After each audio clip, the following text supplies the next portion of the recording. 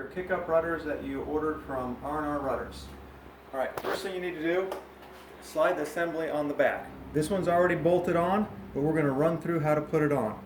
First thing you're going to need to do is drill a hole in it. This is a 3/16 drill bit. Mount the bracket right underneath that, drill a hole through this and through that, put your 2 bolts in it, put your lock nuts on with nylon on them to hold them in place. The back bolt is the 1.5 inches in length. The front one is 2 inches. After you've put that on, come to the stern of the boat and make sure it's aligned vertically from here to here, and make sure this is lined up with the middle of that back there. If it is not lined up perfectly, when you set these last 2 bolts, you can adjust it by twisting this left or right. This thing will move left or right and align the bottom of the blade. When you get that aligned where you want, drill your hole in both those spots, and then we're going to install it. You need a 11/32 wrench. I put a piece of tape on it with the nut in there. I slide this underneath here so I can see the nut through the hole all the way through. I then put the bolt down in, and then I take a drill and I tighten it down. And then I do the same thing with the front. Put a new nut in it, slide it underneath, visually see it through the hole, finger tighten it down with the drill.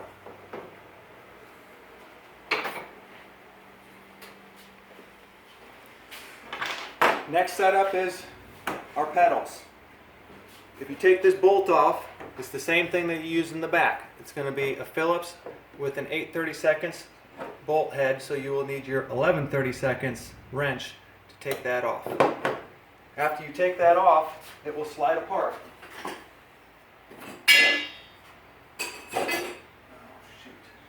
These 2 tubes are going to be on here like this. It's going to come out, you're going to slide it apart, and you're going to slide both your foot pedals on. There's going to be an extension tube that comes in this, because when this tube is together, obviously there is a gap here where it's not level. If you put a pedal on there, it's going to pivot at a bad angle. So we ship a little shim with this. It'll be like this. It'll slide in here when you install it. Just like that. That one goes in there. The foot brace gets reinstalled. And then like this one, you can see there is a hose clamp right about there to hold that in place. Every boat's a little different. A solo boat's going to have a very short one. This boat usually has one about 2 or 3 inches long. If you have a Royalex boat, you know, it's going to end up being like 6 inches long.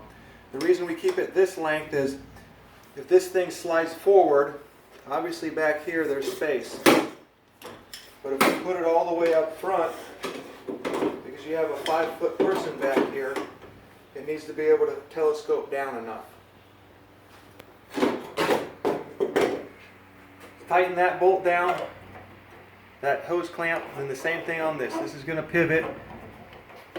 This one here, you tighten them down so they're at an angle so the pedal can be pushed forward. You don't want it all the way up, otherwise the pedal's going to hit it. After you've had that on it, we're going to install our rudder line. You're going to have some of these that come with it. We call them P-clips and just little self-tapping screws. It has threads on it, so it will automatically cut into the aluminum. Attach that on there, center it, and drill it. It cuts pretty darn quick, so don't go super hard, otherwise you'll cut the threads too deep on that. Run that one on there. The next one goes behind the seat. Usually about 6 to 8 inches. It doesn't have to be some magic number, it just needs to be behind the seat. That's the same thing. It goes on there. Drill upside down. You put that on upside down like that, and you push the back edge of that clip all the way up against the aluminum gunnel, and you drill it in. The next one's going to go about 8 to 10 inches in front of the seat.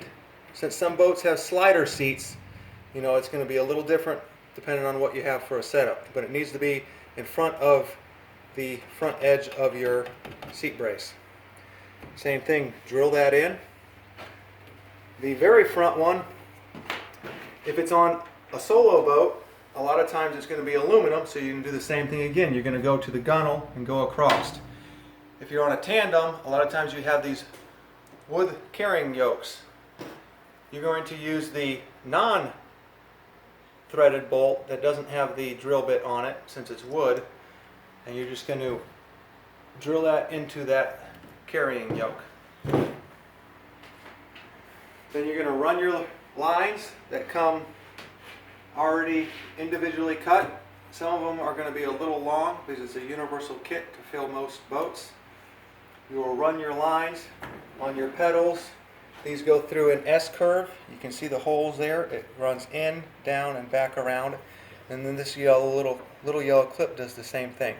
To adjust this, it's literally as simple as that. Then you slide that up to it, or you move it like that.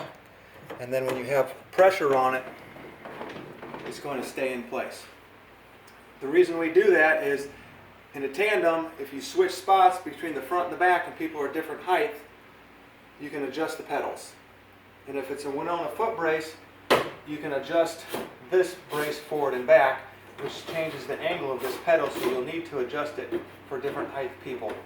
And by doing it that way, you don't need any tools in the boat to adjust it while going down the river. The bungee cord, tie a knot on the end of this. It'll probably have a knot on it, but if you need to tie a knot, just tie a regular old square knot on it. Run your rudder line up and around. You'll have extra, and tie it off to itself.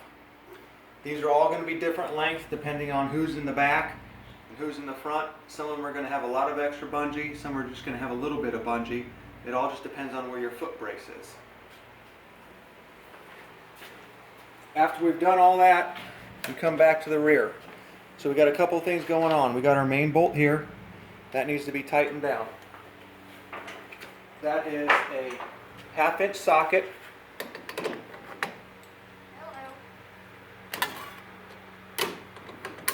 On the top and the bottom, and tighten it down, or you can do it the opposite way. On this bolt here, this is our pivot bolt.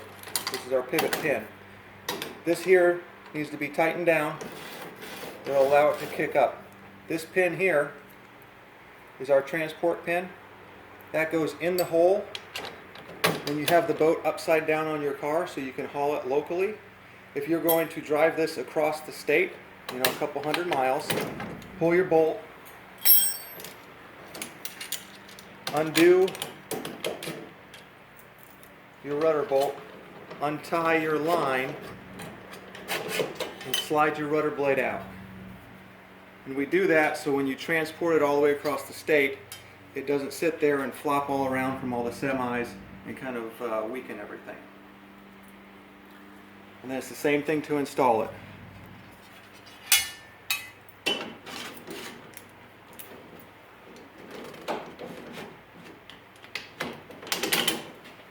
Put that on, put a washer in each side. The knot goes on the bottom,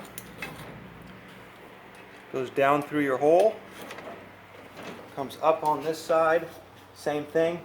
Put a little tension on it, pull it tight, you're good to go. When you're not using this pin in here, put it right here so you don't lose it.